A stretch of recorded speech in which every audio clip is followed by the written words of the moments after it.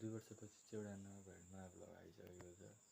धेरै वर्षपछि चाहिँ आज मैले एउटा नयाँ भ्लग लिएर आइसकेको छु, जुन भ्लग चाहिँ आज सामान्य नै हुन्छ है त। के हुन्छ भन्दाखेरि भ्लगमा यतातिर घरको उयो देखाइदिन्छु।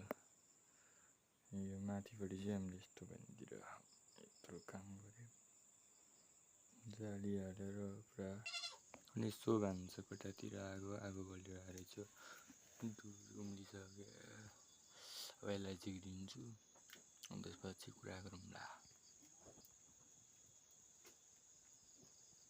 यति नै भ्लग बना। अब